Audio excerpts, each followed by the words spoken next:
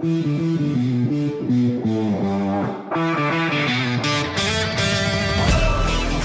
inquebrantable. La fe no hace que las cosas sean fáciles. La fe hace que las cosas sean posibles. No podemos vivir sin fe, porque es la fuerza de la vida. Si el hombre vive es porque cree. Pongamos nuestros ojos en Jesús, el autor de la fe inquebrantable.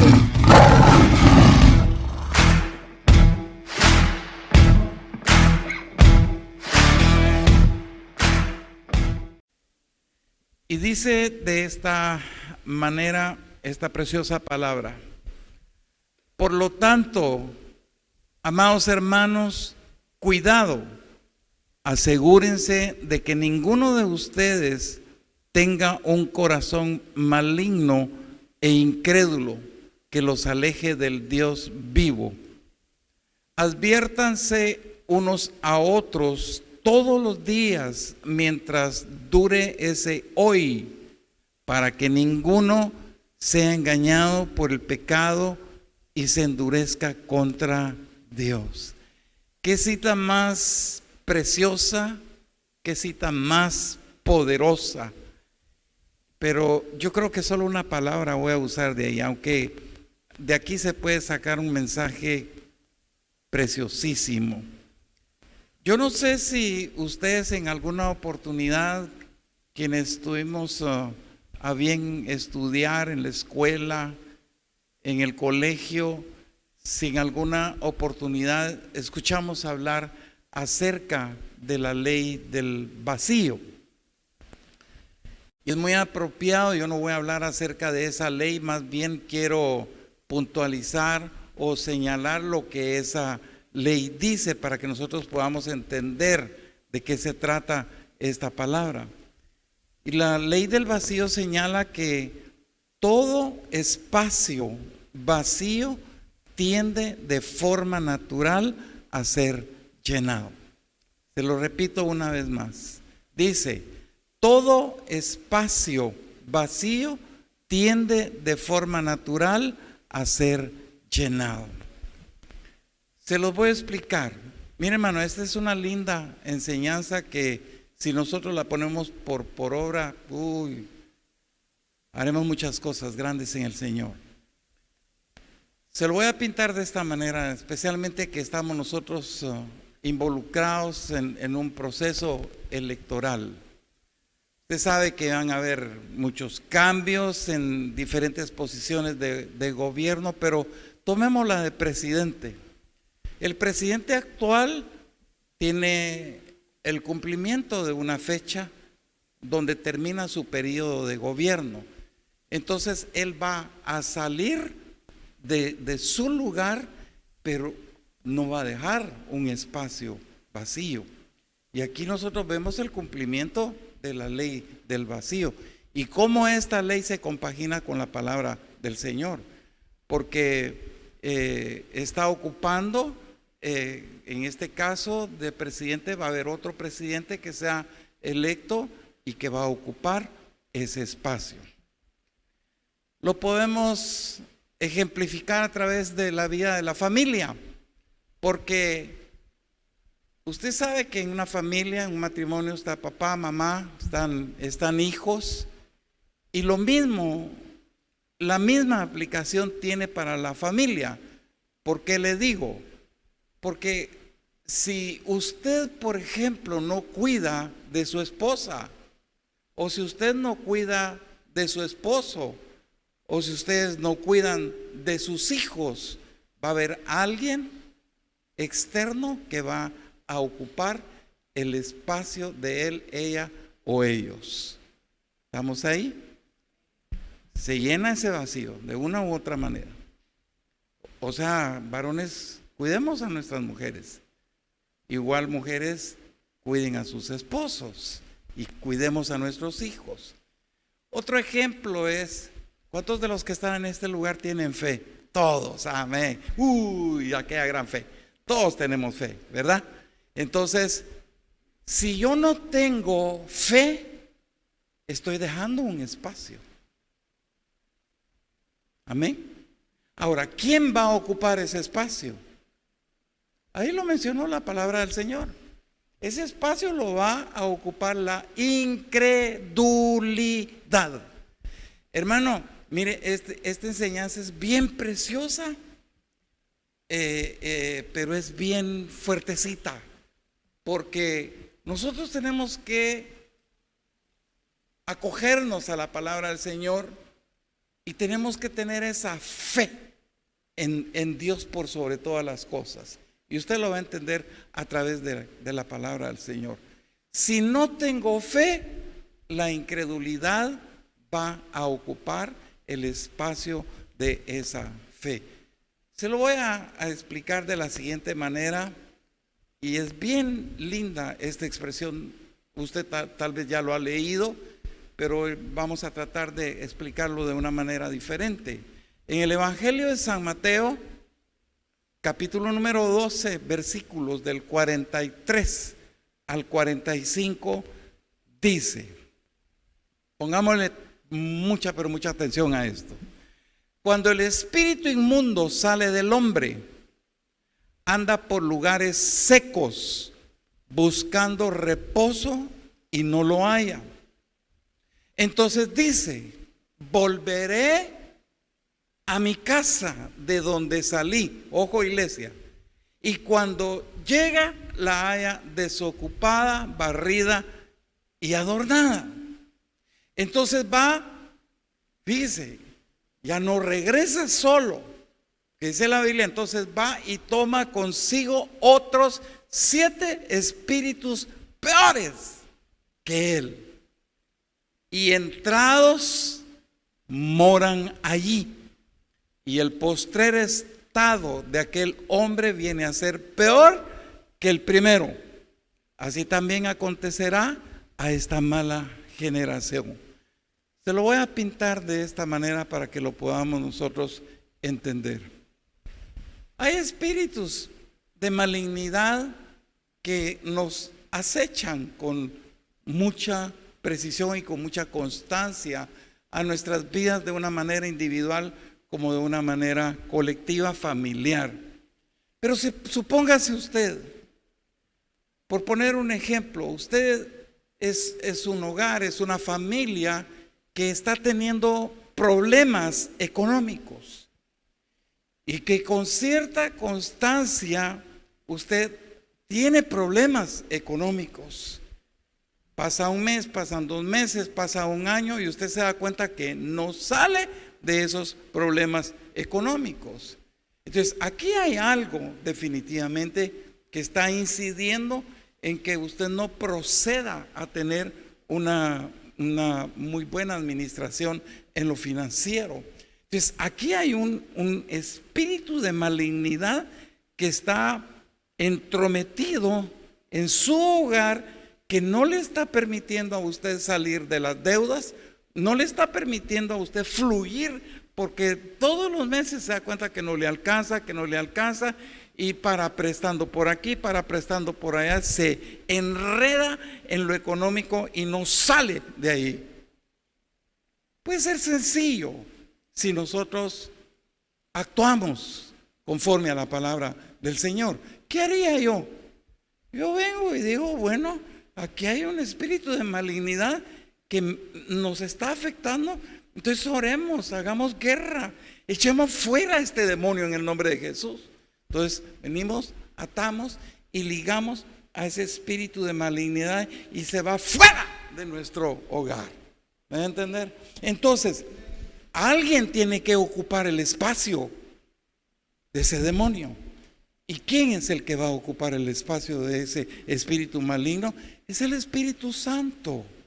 El Espíritu Santo y la fe que nosotros podamos tener en que nunca más vamos a permitir que un espíritu maligno estorbe nuestras vidas, especialmente en nuestro estado financiero. Entonces, pero ojo con lo que dice la palabra del Señor, porque el enemigo no crea que se va contento y feliz de que usted lo echó. El enemigo va a regresar, como dice la palabra del Señor. Y por eso le digo, no regresa. Dice, entonces volveré a mi casa de donde salí. Y cuando llega, Porque mucha gente sale de sus problemas financieros y empiezan a llevar una vida ya más tranquila, desahogada, pero de repente se empiezan otra vez a enredar en esa situación y no sostienen la presencia del Espíritu Santo. Por eso es bien importante no sostener la presencia del Espíritu Santo en nuestro hogar, que siempre nos esté diciendo qué es lo que tenemos que hacer y cómo debemos de conducirnos. Pero los espíritus malignos regresan, y dice, no regresan solos, sino que regresan con 7 más y peores que él. Por eso es de que hemos visto tanta devastación económica. Estamos hablando de una situación financiera. Pueden ser otras las situaciones que se puedan dar también, en las cuales la familia no sale de esto. Lo que le estoy dando a entender es que si nosotros permitimos que el Espíritu Santo venga y opere en nuestro hogar, todo va a marchar bien. Pero esta palabra a mí me da a entender que va como en común acuerdo con la ley del vacío, ¿verdad? Porque aquí se tiene que llenar un espacio. Entonces, otra cosa que me da a entender a mí esta palabra es que no existen los lugares vacíos. De acuerdo a la palabra, no hay lugares vacíos. Entonces, aquí nosotros lo que tenemos que permitir es que el Espíritu Santo, y pedirle al Señor que Él incremente nuestra fe en nuestro diario vivir. Entonces el Señor, yo sé que se va a mover a nuestro favor, porque un hogar, una persona llena del Espíritu Santo y llena de fe es una persona, es un hogar que se resiste a Satanás. Es una persona que fácilmente puede venir y destruir las filas del enemigo, destruir el ejército del enemigo. Es una persona que puede venir y estorbarle los planes. Así como el enemigo viene, estorba nuestros planes, nosotros podemos venir y estorbarle los planes al enemigo, destruir sus fortalezas, destruir sus ideas, destruir sus conceptos, destruir tantas cosas que nos han afectado a nosotros, y hasta podemos nosotros venir y arrebatarle las almas al Señor. ¿Por qué? Porque cuando hay solvencia espiritual, yo puedo venir y hablarle a otras personas de Cristo Jesús. ¿Estamos entendiendo, iglesia?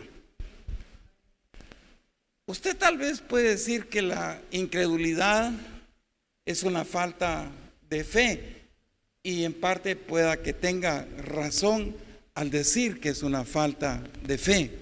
Pero yo le voy a enseñar algo. Para mí la incredulidad es tener fe en algo. Fíjese bien, incredulidad es fe en algo incorrecto. Y lo vamos a ver a través de la palabra del Señor. No solo algo incorrecto, sino que en algo que no es de Dios. Porque usted puede tener fe para lo bueno, como puede tener fe para lo malo. Entonces, la incredulidad es fe en algo incorrecto. Póngale atención a esta palabra, que viene y apoya y refuerza especialmente. Pero antes, estamos hablando de incredulidad. Estamos hablando de una persona que es incrédula. Una persona que es un incrédulo. Si yo le pregunto a usted, ¿cómo define usted esa expresión incrédulo? ¿Quién cree usted que es un incrédulo? Yo sé que usted va a venir, pastor, es alguien que definitivamente no cree en Dios, no cree en su palabra. Y eso es muy cierto. Pero normalmente asociamos el incrédulo a una persona que no tiene a Cristo. No, yo no puedo ser un incrédulo, sino que lo asocio a una persona que no tiene a Cristo. Pero como yo tengo la palabra de Dios, yo no puedo ser una persona incrédula. Mucho cuidado con esto. Pero mucho cuidado con esto. Y le voy a dar una definición a través de la palabra del Señor que nos va a develar toda una realidad al respecto. Y la encontré en la carta del apóstol Pablo a los Romanos, en el capítulo número 1, versículo 21, en donde dice: pues aunque conocían a Dios, no lo honraron como a Dios, ni le dieron gracias, sino que se hicieron vanos en sus razonamientos y su necio corazón fue entenebrecido. Si usted le puso atención, esto le cambia a usted un poco el concepto de lo que es incrédulo. Porque para mí es que ellos son incrédulos porque no tienen a Cristo en su corazón. No, también un creyente puede caer en un estatus de incredulidad. Porque la palabra del Señor aquí me está enseñando desde el principio, en donde dice, aunque conocían a Dios. Muchos en la grey del Señor, pues yo conozco a Dios y yo estoy en Cristo. Dios es mi poderoso y toda la cosa. Pero puedo caer en una persona incrédula.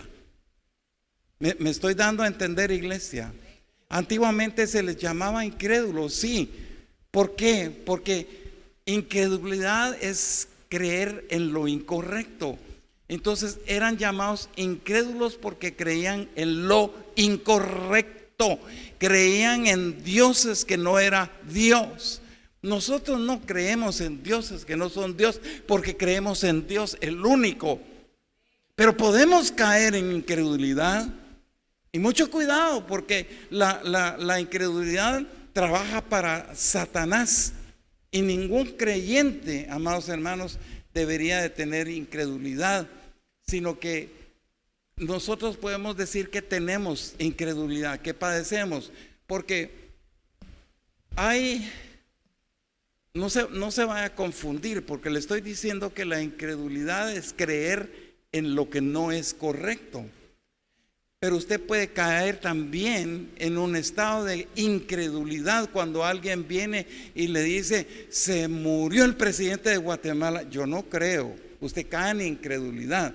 ¿Por qué? Porque usted mismo puede venir y aseverar y asegurarse de que es una mentira. ¿Me entiende? Entonces, mucho ojo y mucho cuidado con esto. Entonces, puedo tener yo incredulidad, pero no permitir que la incredulidad me tenga a mí. Es muy diferente. Yo sé que usted está poniendo atención y por eso está muy callado. Le voy a poner un ejemplo. Y ojo con este ejemplo que le voy a poner. Porque la palabra del Señor nos dice, vayan y hagan discípulos. Y cuando la Biblia dice, vayan y hagan discípulos, ¿qué tiene que usar usted? Usted tiene que usar su boca. Tiene que usar palabras para poder hablarle a otras personas del evangelio, de la buena noticia. Pero ¿qué si usted es una persona tímida? Y si Dios viene y le dice a usted, fulano de tal, viene el Señor y le dice, quiero que vayas y le hables al Señor de la tienda y le lleves las buenas noticias. Pero ¿qué si usted es tímido?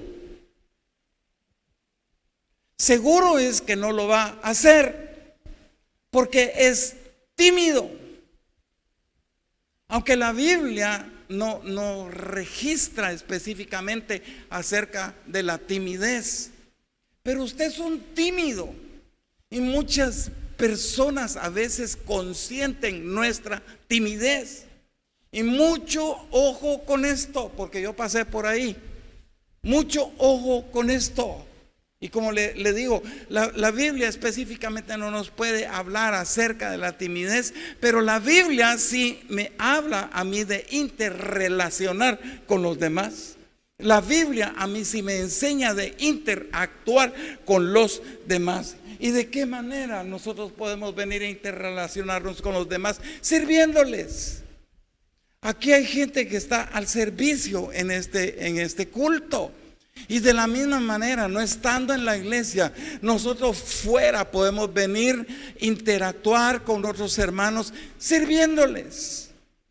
Pero si usted es tímido, seguro es que no lo va a hacer. Seguro es que no lo va a hacer. Y esto es muy peligroso, ¿sabe por qué?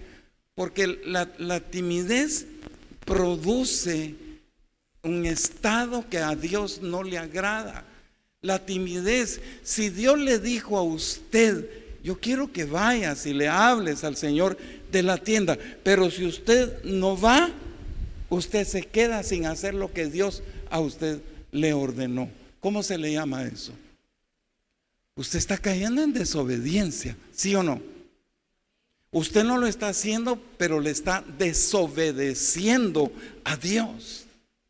Y la desobediencia es hablar de rebelión, es hablar de rebeldía. Fíjese lo que conlleva la timidez en la vida de una persona. Hermanos, perdón, pero muchas veces tomamos como algo muy trivial lo que le estoy hablando, porque a veces hasta consentimos. Ay, es que lo que pasa es que ella es muy tímida, ella es así. No, rompa en el nombre de Jesús con la timidez. Y tenemos que ayudar a otras personas que están en tales instancias. Yo se los he comentado a ustedes. Si alguien pudo haber sacado un máster en timidez, soy yo. Y en otras oportunidades he comentado y he testificado de que yo usaba mucho a mi hermana Lili para poder alcanzar algo que yo quería. Y por decirles, Lili, anda a hablarle a mis papás que nos presten el carro. Lili, anda a hablarle a mis papás. Lili, anda a tal lugar. A la Lili la cargaba por todos lados. ¿Por qué? Porque yo era un gran tímido. Y yo no podía hablarle a otras personas. La timidez no es de Dios. ¿Me entiende? Y Dios quiere desarraigarnos de ese espíritu de malignidad, porque Él quiere que nosotros transportemos las buenas noticias a otras personas. Y le doy gracias a Dios porque el solo hecho de pararme aquí enfrente, de pararme en otros lugares, ante grupos poblacionales mucho más grandes, eso me hace constar a mí que Dios me ha ido sacando de esa timidez. Sí, era un gran tímido cuando yo conocí a su pastora, al grado de que como yo venía trastrabillando tras un problema bien serio, la timidez muchas veces es aquello que dice, uno saluda al tímido y dice, hola, ¿qué tal? ¿Cómo estás? Bien, dan la vuelta y se van. ¿Sí? Mira, ¿y cómo te fue en el colegio? Bien, dan la vuelta y se van. O sea, como que quieren las cosas así, al rayo, rápido, ¿verdad? Y yo estaba cargado de una timidez espantosa y la pastora puede dar fe acerca de eso. ¿Cómo le entraba a esta mujer si me gustaba? Me agradaba. Yo quería estar con ella, quería que ella fuera mi esposa. ¿Y cómo le entré a ella? Usted no se imagina cómo le entré. En principio, gracias a Dios que la aprendí a conocer por teléfono, porque yo vivía fuera del país y hablábamos mucho por teléfono. Pero como no me estaba viendo, a mí no me importaba, yo hablaba, ¿verdad? No es lo mismo. Entonces, pero cuando caigo en Guatemala y sé que me tengo que encontrar con ella, yo decía, Dios mío, yo me quiero casar con esta mujer. ¿Y qué fue lo primero que hice? Me la llevé en el carro y por ahí en un lugar vengo y le agarro la mano y le digo, ¿te quieres casar conmigo? Entonces ella se me queda viendo así como, ¿y qué le pasa? Y yo me senté así como, ¿por qué me mira así? ¿Verdad? Pues ¿qué tiene de malo que le diga que me quiero casar con ella? No tiene nada de malo. Dije yo, sí, es por el orden, ¿verdad? Morenita linda, le dije yo, ¿verdad? Sí, es por el orden. Va. ¿Quieres ser mi novia? Te contesto en 3 días. No, ahí mismo me contestó y todo lo hicimos por el orden. Me dijo que sí, quería ser mi novia. Entonces luego vengo y le digo, ¿te querés casar conmigo? Era por el orden, pero era por producto de mi timidez. Y ella mejor que nadie les puede contar a ustedes cómo yo transité por esa situación. Pero por eso les digo de que nosotros no debemos de permitir que el espíritu de timidez venga y se apropie de nuestras vidas, porque nosotros somos transportadores de la palabra del Señor. Usted es alguien que tiene que, y mayormente en este tiempo que estamos viviendo, no debemos de perder el tiempo en venir y hablarle a otras personas acerca de Cristo. Es que lo que pasa es que a mí me cuesta hablar. No, hermano, no sea así. No sea así, bote ese espíritu maligno de timidez. ¿Por qué le digo esto? Usted me puede decir, es que él es tímido y él no le hace mal a nadie, pero una persona tímida no hace la obra de Dios y se vuelve en contra de él. Una persona con espíritu tímido no hace la obra de Dios. Entonces, si no hace la obra de Dios, porque no cree en él. Entonces, ¿en quién está creyendo? Cuando uno no obedece a Dios, uno es una persona incrédula.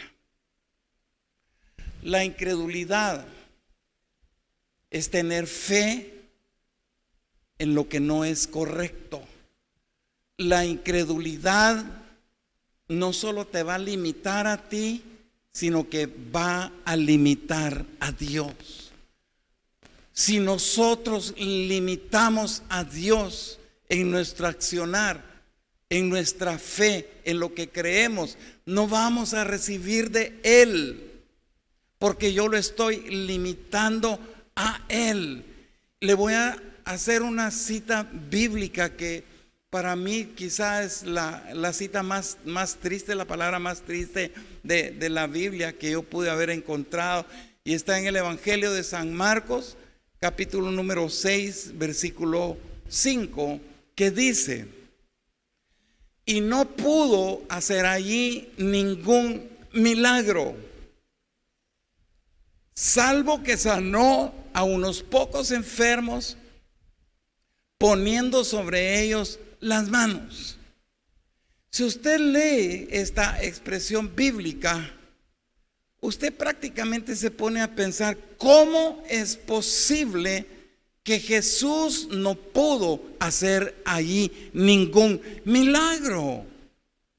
Si Jesús tuvo una vida milagrosa, Jesús, donde Él quería hablar, donde Él quería imponer sus manos, Él sanaba a los enfermos, Él sanaba a los ciegos, Él sanaba a los leprosos. Él venía y operaba tremendos milagros, como nosotros sabemos a través de la palabra del Señor en aquel entonces.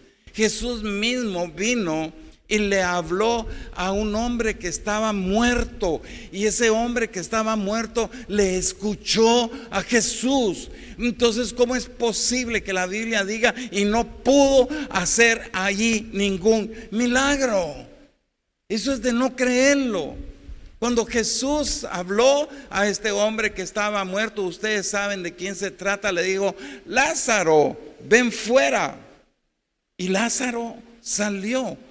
Pero ¿por qué la Biblia dice y no pudo hacer ahí ningún milagro? ¿Cómo es posible? Jesús, el Todopoderoso, no puede hacer milagros. Eso es de no creerlo. Es una palabra tan sencilla que nos pasa a cualquier persona. Y no es de que Jesús no haya podido hacer ningún milagro, porque Él siempre va a tener la capacidad de hacer milagros donde Él los quiera hacer, y nosotros creemos eso. Pero ¿qué fue lo que pasó ahí?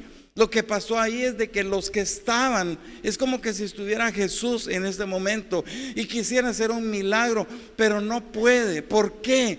Porque usted no tiene la capacidad de decisión. Y eso fue lo que pasó en ese entonces. La gente tuvo una capacidad de decisión, pero contraria a nuestro Señor Jesucristo. O sea, no le permitió, las decisiones de ellos no le permitieron a Jesús hacer el milagro. Pero está en decisión. Tú decides. Como cuando vino esa enfermedad a mi vida, yo decidí escoger la palabra del Señor y decidí que Jesús fuera mi sanador. Yo tomé esa decisión. Pero hay gente que usted le habla y hay gente que toma otras decisiones, menos creerle a Dios y menos creer en su palabra. Dice San Marcos capítulo número 6, versículo número 6, dice: y estaba asombrado de la incredulidad de ellos y recorría las aldeas de alrededor. Jesús Jesús estaba asombrado, pues decía, como preguntándose qué le pasa a esta gente. La gente decidió simplemente no creer. Y es muy peligroso. Y él estando en su ciudad natal, él estando en Nazaret, y póngale atención a esto, la tierra donde él se crió. Es como que si alguien en Guatemala mencione el nombre de doctor Edwin Olavarret, el que puede escuchar y el que me conoce lo va a asociar con Morales y Zaval. Pero quizá nadie lo va a asociar con que yo soy un pastor. Algunos lo van a asociar como Jesús lo asociaron acá. Y dice el Evangelio de San Lucas, porque él había entrado en la sinagoga y había leído la palabra que estaba escrita en el profeta Isaías. Dice San Lucas capítulo 4 versículo 28 al 30, dice: al oír estas cosas, todos los que estaban en la sinagoga se llenaron de ira, ojo, y levantándose le echaron fuera de la ciudad y le llevaron hasta la cumbre del monte sobre el cual estaba edificada la ciudad de ellos para despeñarle. Mas él pasó por en medio de ellos y se fue. O sea,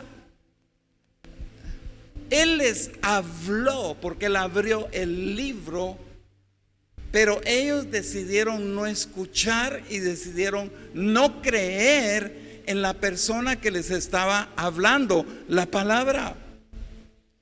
Por eso se enojaron. Ellos no creyeron en que el Mesías era el que les estaba hablando. Ellos hicieron una asociación natural y por eso, como dice la palabra, se llenaron de ira, se enojaron, lo querían matar, lo querían despeñar, lo querían arrojar en un barranco, pero él vino y salió en medio de ellos y se fue. ¿Por qué? Porque lo asociaron como algo natural. Jesús, ¿quién es Jesús? Jesús es el hijo del carpintero. Jesús es el hijo de María. Jesús nació en esta ciudad de Nazaret. Entonces, muy poco les importó la palabra que él les direccionó del profeta Isaías, en donde dice: el Espíritu del Señor está sobre mí, por cuanto me ha ungido para dar buenas nuevas a los pobres, me ha enviado a sanar a los quebrantados de corazón, a pregonar libertad a los cautivos y vista a los ciegos, a poner en libertad a los oprimidos. Esta fue la palabra que Jesús direccionó. Digan conmigo: conocimiento natural. Eso es lo que pasó con ellos. Y miren la peligrosidad del conocimiento natural. Porque en muchos casos el conocimiento natural se va a levantar en contra del conocimiento espiritual, como nosotros lo estamos sabiendo a través de la palabra del Señor. Se levantaron en contra del conocimiento espiritual. Se levantaron en contra del Mesías, que llevaba un mensaje de bendición para ellos. Se levantaron enojados al grado que lo querían matar. ¿Sabe qué es conocimiento natural? Para mí no es más que una incredulidad pura. Por eso tenemos que tener mucho cuidado, porque la incredulidad pura se va a levantar siempre contra Dios. Se va a levantar siempre en contra de la palabra del Señor. Y hoy nosotros estamos viendo por doquier, usted puede encontrar en internet tanta divergencia de personas que hablan en contra, utilizan un versículo y lo tornan contrario a lo que realmente dice el contexto de esa palabra. Por eso tenemos que tener mucho, pero mucho cuidado. Porque el conocimiento natural inclusive es de aquellas personas con las cuales yo tengo mucho cuidado. Porque hay personas que vienen y dicen, yo soy muy realista. Porque aquí le estoy hablando de un conocimiento natural, pero le estoy hablando de un conocimiento real. Para ellos es un conocimiento real en contra del conocimiento espiritual. No, o sea, a mí me gusta ser realista. A mí no me hables de iglesia, no me hables de evangelio, no me hables de esas tonteras. Ese es solo para viejos y para ancianos. Entonces, la persona realista que dice ser realista es una persona humana que está respondiendo a sus sentidos naturales. Lo que sus sentidos naturales le están diciendo, eso es lo que hace. No, definitivamente, me voy a ir de aquí, me voy a ir para Estados Unidos, eso es lo que mis sentidos a mí me están hablando.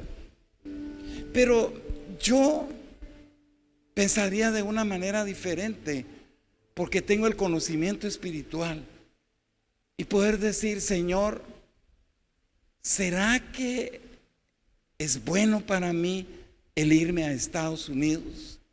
Por eso es de que nosotros estamos viendo tanto problema en el traslado de esta gente que quiere cruzar la frontera. Usted ha visto todas las trifulcas, ha visto tanta muerte en el desierto, ha visto tanta muerte antes de llegar a la frontera, ha visto tanta discrepancia en la relación entre ellos, las cosas que suceden, violan a las mujeres, hacen barbaridades. Pero yo pensaría, diría, Señor, ¿será que me conviene irme a Estados Unidos? Porque el Dios que voy a encontrar supuestamente en Estados Unidos es el Dios que está aquí en Guatemala. ¿Sí? Entonces, si yo creo que Dios a mí me va a prosperar ahí, también me puede prosperar aquí, es el mismo Dios. Pero como hemos caído en una situación terrible, por eso buscamos salidas de una manera humana, y muchas veces esas salidas no vienen del Señor, sino que responden a nuestros sentidos naturales. En cambio, el que tiene el conocimiento espiritual es aquella persona que dice, hay convicción de lo que no veo. ¿Por qué? Porque eso es fe. Amén. Convicción de lo que yo no veo. Hoy quizás estoy pasando una gran dificultad en mi vida. Hoy estoy apretado económicamente. Estoy teniendo problemas familiares. Entonces aquí hay algo que está ocupando un espacio que no lo debe de ocupar en tu vida. Entonces, ¿por qué no venir y decir, saco fuera lo que no me está bendiciendo, saco fuera lo que me está deteniendo y traigo la presencia activa del Espíritu Santo para que venga y ocupe ese lugar en mi vida y ocupe ese lugar en mi familia? ¿Cuánto lo creen? ¿Sí? Espero que usted lo ponga en práctica. A nosotros nos ha sucedido muchas veces en las cuales nos hemos tenido que detener ante mi carne, que dice, no, hombre, es que nos tenemos que ir, tenemos que hacerlo. Mi carne, mi humanidad, mi naturalidad me dice que lo tengo que hacer. Es como hace muchos años atrás hubo alguien que llegó a hablar con nosotros a la casa. Esos ofrecimientos yo los he escuchado por miles a través del tiempo que Dios me ha permitido ser pastor. Esta persona vino y dijo, pastor, no era aquello de que, ¿qué cree usted, pastor? ¿Será que yo me voy a Estados Unidos o me quedo acá? Esta persona vino y me dijo, pastor, solo vengo a avisarles que me voy a ir a Estados Unidos y mi fe me dice que a mí me va a ir bien estando allá. Y sabe una cosa, de allá voy a mandar ofrendas, de allá voy a mandar los diezmos para la iglesia. mi interior solo se sonrió. Y yo quise decirle, no lo hagas.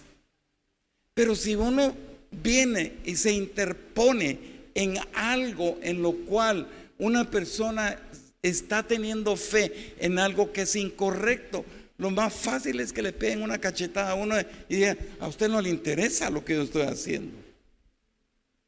Bueno, amigo, si te vas a ir, Dios te bendiga, Dios te libre, Dios te guarde. Ni bien puso pie en el otro lado, lo agarraron, lo metieron a la cárcel. A los 15, 20 días estaba de regreso. Y el Señor, y las ofrendas y los diezmos que este cuate dijo que iba a mandar, esa fue la fe de él. ¿Me entiende? Cometemos errores, hermanos. No nos equivoquemos. No nos equivoquemos. Y esto tiene ¿qué les puedo decir? Tiene un concepto espiritual profundo. Porque las decisiones las tomamos cada quien, cada uno de nosotros. Usted toma la decisión si hace lo bueno o toma la decisión si hace lo malo. Es usted. Por mucho que yo le pueda estar diciendo no lo hagas, de todo modo usted va a hacerlo. Y si va a enterrar las narices, al fin y al cabo fue usted el que enterró las narices y no fui yo. ¿Me entiende? Pero ¿por qué no venir y detenernos? Pensar, reflexionar y decir, Espíritu Santo, yo creo que tú eres el único que tienes el mejor camino para mi vida. Pastor, pero es que está tan difícil la vida. Y mire tanto calor que está haciendo hoy en día. Yo digo, no te preocupes, ya no tarda en caer nieve en Morales y Zabal. Pero es que mire, pastor, no hay trabajo, no hay esto. Y yo puedo entender que no hay trabajo, no hay esto, no hay nada en tu mente natural. Pero cuando Dios está, Dios hace la diferencia. Dios hace la diferencia. Por eso dice el Señor, probadme ahora en esto. Hermano, esto se trata de creer y creer profundamente en la palabra de Dios. No podemos rechazar la palabra del Señor y no podemos nosotros caer en un espíritu de incredulidad. Yo le he dicho, si Dios te dice que te va a sanar, es porque te va a sanar. Si Dios dice que te va a prosperar, es porque te va a prosperar. El problema es que tú te quieres volver millonario de la noche a la mañana y empiezas a delinquir, pero no le creíste a Dios. Dios puede levantar. Dice la Biblia que Dios levanta al pobre del muladar. Dios puede hacer maravillas. Los milagros del Señor están vigentes hasta el día de hoy. Yo reprendo en el nombre poderoso de Jesús todo espíritu inmundo de incredulidad en este lugar. Porque dice la Biblia que al que cree,